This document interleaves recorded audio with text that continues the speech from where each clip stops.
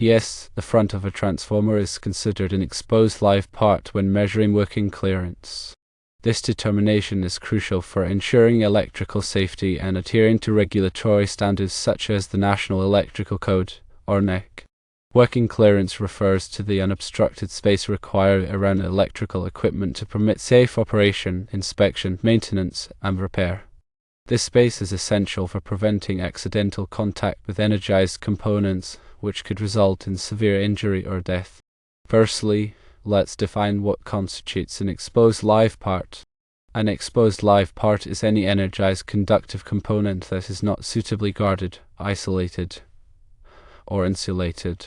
In the context of a transformer, this includes terminals, busbars, connections, and any other conductive elements that are energized when the transformer is in operation.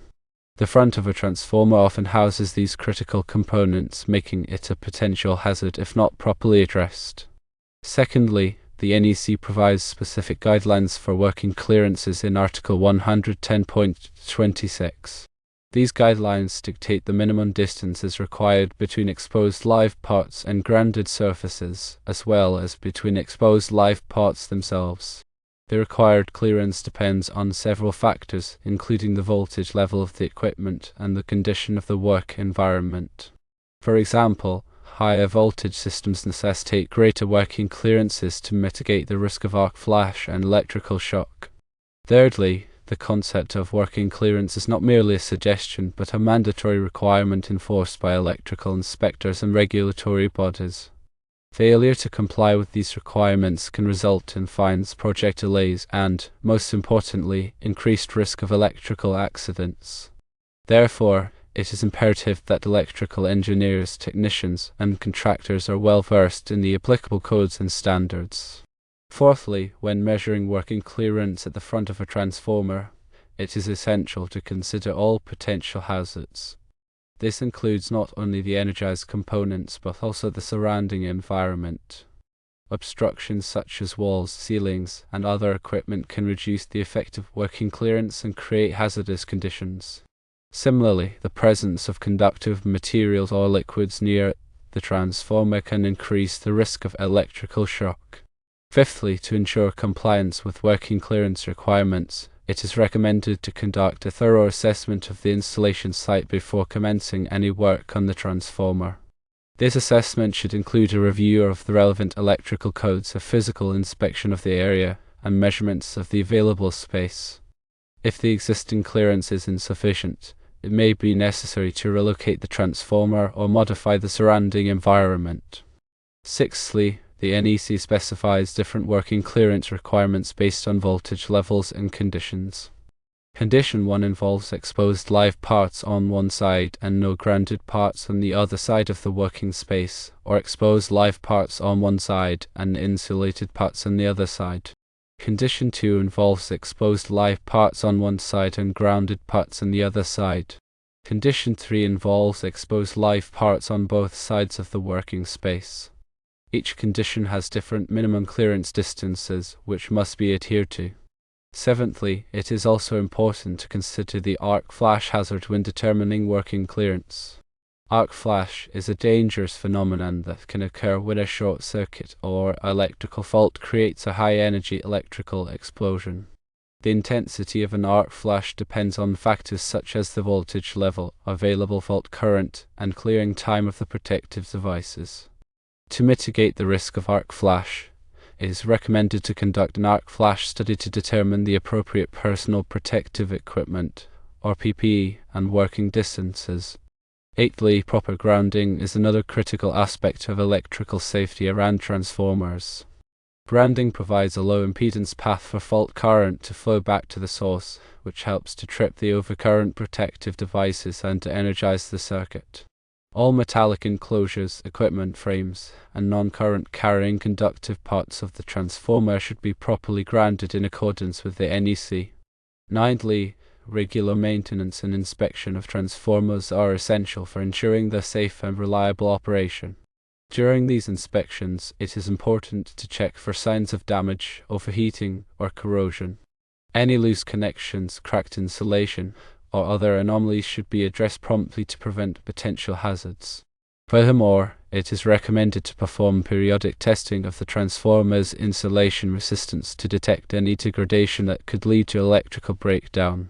10thly, training and education are vital for electrical workers who work on new transformers. These workers should be knowledgeable in the applicable electrical codes, safety procedures, and proper use of PPE. They should also be trained to recognize and avoid potential hazards, such as exposed live parts, arc flash, and electrical shock. Continued education and refresher courses are necessary to keep workers up to date on the latest safety practices. 11thly, when working on transformers, it is essential to follow a lockout/tagout procedure to ensure that the equipment is de-energized and cannot be inadvertently re-energized. This procedure involves disconnecting the power source, locking the disconnect switch in the open position, and attaching a tag to the switch indicating that the equipment is being worked on. Only authorized personnel should be allowed to perform lockout/tagout procedures. 12thly, in addition to the NEC, other standards and guidelines may apply to transformer installations. These may include standards from organizations such as the Institute of Electrical and Electronics Engineers, or IEE, the National Electrical Manufacturers Association, or NEMA, and the Occupational Safety and Health Administration, or OSHA.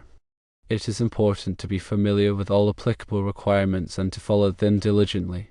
13thly, special consideration should be given to transformers installed in hazardous locations. Hazardous locations are areas where flammable gases, vapors, or dust may be present in the air. Transformers installed in these locations must be specifically designed and approved for use in such environments. They must be constructed with explosion-proof enclosures and other safety features to prevent ignition of the hazardous materials. 14thly, when selecting a transformer, it is important to choose one that is appropriately sized for the intended application. Overloading a transformer can cause it to overheat and fail, potentially leading to a fire or explosion. The transformer's nameplate should be consulted to determine its rated capacity and operating conditions. It is also important to consider the ambient temperature and other environmental factors that may affect the transformer's performance. 15thly, surge protection is another important aspect of transformer protection. Surges are transient overvoltage events that can damage or destroy electrical equipment. They can be caused by lightning strikes, switching operations, or other disturbances in the power system. Surge protective devices, or SPDs, should be installed to protect transformers from these damaging surges. 16thly, the installation of barriers or enclosures can help to prevent accidental contact with exposed live parts of a transformer. These barriers should be constructed of non-conductive materials and should be designed to withstand the expected mechanical stresses. They should also be clearly marked with warning signs indicating the presence of energized components. 17thly, infrared thermography is a valuable tool for detecting potential problems with transformers. Infrared cameras can be used to scan the transformer surface and identify hotspots, which may indicate loose connections, overloaded components, or other issues. Regular infrared inspections can help to identify and address these problems before they lead to more serious failures. 18thly, oil-filled transformers require special attention due to the flammability of the oil. These transformers should be installed in accordance with the NEC and other applicable standards. They should be equipped with fire suppression systems and other safety features to mitigate the risk of fire.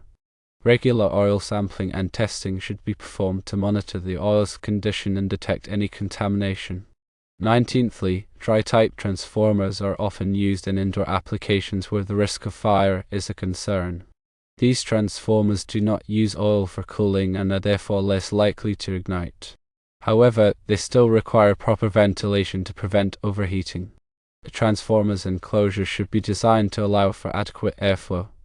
20thly, it is important to maintain accurate records of all transformer installations, inspections, and maintenance activities. These records should include information such as the transformer's nameplate data, installation date, inspection reports, and maintenance records. These records can be valuable for troubleshooting problems and tracking the transformer's performance over time. 21st, when disposing of a transformer, it is important to follow all applicable environmental regulations. Transformers may contain hazardous materials such as oil, polychlorinated biphenyls, or PCBs, and heavy metals. These materials must be disposed of properly to prevent contamination of the environment. 22nd, the NEC requires that all electrical equipment be listed or labeled by a recognized testing laboratory.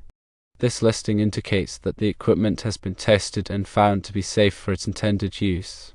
Transformers should be listed by a laboratory such as Underwriters Laboratories, or ALL, Warrentertic, or EITL. 23rd, the use of qualified personnel is essential for all transformer-related work. Qualified personnel are those who have the necessary training, knowledge, and experience to perform the work safely and effectively. They should be familiar with the applicable electrical codes, safety procedures, and proper use of PPE. 24th, regular safety meetings and training sessions can help to reinforce safe work practices and prevent accidents. These meetings should cover topics such as working clearance, arc flash, grounding, lockout/tagout, and proper use of PPE. They should also provide an opportunity for workers to ask questions and share their experiences. 25th, the proper selection and use of PPE are critical for protecting electrical workers from hazards such as arc flash, electrical shock, and burns. PPE may include items such as arc-rated clothing, gloves, face shields, and safety shoes. The type of PPE required will depend on the specific hazards present. 26. The use of insulated tools is essential for working on or near energized electrical equipment. Insulated tools are designed to prevent electrical shock by providing a barrier between the worker and the energized components. They should be regularly inspected for damage and replaced if necessary. 27. It is important to follow a systematic approach to troubleshooting transformer problems. This approach should include gathering information about the problem, inspecting the transformer for signs of damage, testing the transformer's components, and analyzing the test results. A systematic approach can help to identify the root cause of the problem and prevent recurrence. 28. The use of diagnostic equipment such as multimeters, clamp-on ammeters, and insulation testers is essential for troubleshooting transformer problems. These tools can be used to measure voltage, current, resistance, and insulation resistance. The test results can provide valuable information about the transformer's condition. 29th. When replacing a transformer, it is important to choose a replacement that is compatible with the existing system. This includes considering factors such as voltage rating, kVA rating, impedance, and connection configuration. The replacement transformer should also be listed or labeled by a recognized testing laboratory.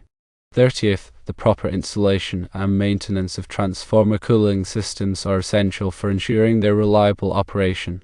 Cooling systems may include fans, pumps, and heat exchangers. These systems should be regularly inspected and maintained to prevent overheating. 31st, the use of online monitoring systems can provide real-time data about the transformer's condition. These systems can monitor parameters such as temperature, voltage, current, and oil level. They can also provide alerts when abnormal conditions are detected. 32nd, it is important to consult with a qualified electrical engineer when designing or modifying transformer installations. An electrical engineer can provide guidance on selecting the appropriate transformer, designing the protective system, and ensuring compliance with applicable codes and standards. 33rd, the NEC requires that all electrical installations be inspected and approved by a qualified electrical inspector. The inspector will verify that the installation complies with the applicable codes and standards. It is important to cooperate with the inspector and address any deficiencies that are identified. 34th, the use of remote racking systems can help to reduce the risk of arc flash during switching operations. These systems allow workers to operate circuit breakers and other switching devices from a safe distance. They can be particularly useful in high-voltage applications. 35th, the implementation of an electrical safety program can help to prevent electrical accidents and injuries. This program should include elements such as hazard assessment, safety procedures, training, PPE, and regular inspections. It should also be supported by management and actively promoted to all employees. 36. It is important to stay up to date on the latest electrical codes and standards. These codes and standards are constantly evolving to reflect new technologies and safety practices. Regularly reviewing and updating your knowledge can help to ensure that your electrical installations are safe and compliant. 37. Consider the impact of harmonics on transformer performance. Harmonics are distortions in the voltage and current waveforms that can cause transformers to overheat and fail. Harmonic mitigation techniques, such as the use of harmonic filters, may be necessary in some applications. 38. Ensure that the transformer is properly protected against overcurrent. Overcurrent protection devices, such as fuses and circuit breakers, should be sized to protect the transformer from overload and short-circuit conditions. The selection of these devices should be based on the transformer's nameplate data and the applicable electrical codes. 39. Verify that the transformer is properly protected against undervoltage conditions. Undervoltage protection devices can be used to trip the transformer offline if the voltage drops below a certain level. This can help to prevent damage to the transformer and other equipment connected to the system. 40th. Consider the use of smart transformers. Smart transformers are equipped with advanced monitoring and control capabilities. They can provide real-time data about their condition, optimize their performance, and communicate with other devices in the power system.